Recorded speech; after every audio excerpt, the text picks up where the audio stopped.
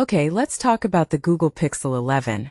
I've been watching these leaks pile up, and honestly, I'm torn between excitement and skepticism. Here's the thing. Google's event is just days away, but already the internet's flooded with specs, prices, and design spoilers. But does any of this really matter? Let's break it down. /N/N First off, the event date. August 12th in NYC. Big deal, right? They're bringing in Trevor Noah, Stephen Curry, Alex Cooper. Celebrity hosts are becoming as standard as OLED screens. Personally, I think this is Google's way of saying, we're not just nerds, we're cool nerds. But does that translate to better phones? Not sure yet.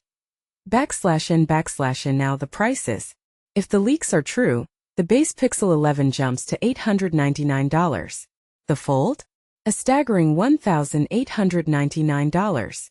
Wait, $400 more than last year? What's Google thinking? Here's my take.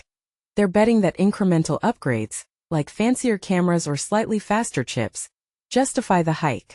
But in a market where Samsung and Apple are doing the same, are we just stuck in a tech price spiral? I mean, when does innovation become exploitation? /N/N Let's talk design. Pixel Glow HiLight. Cute name.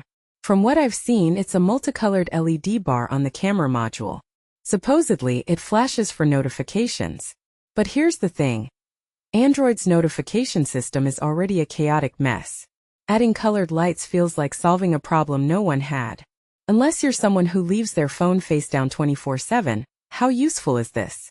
And yet, I can't hate on it. It's a small quirky touch in a world of boring bezels. Maybe that's the point. /N/N Now the specs. Base model loses the telephoto lens. Gasps before you freak out, think about it. Google's pushing AI zoom, right? Why bother with extra hardware if software can fake it? But here's the catch, people like options. Removing the telephoto feels like a step backward, even if the Tensor G6 chip promises better digital zoom. In my opinion, this is a gamble. Casual users won't care. Photographers will grumble. /N/N The Pro models? More megapixels, more RAM, more everything. Wait, 12 GB RAM now a budget tier? What's next, 8 GB as entry-level? This is absurd. Google's admitting that 16 GB isn't for everyone, which is smart, but it also shows how bloated our expectations have become.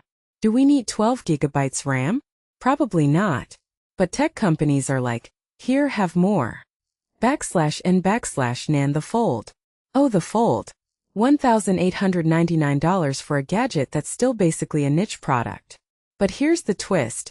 Google's doubling down on foldables, and the 120x AI zoom rumor? That's bonkers. If true, it's not about specs, it's about showing off. Google wants to prove it can compete with Samsung's Galaxy AI. But is anyone buying this thing?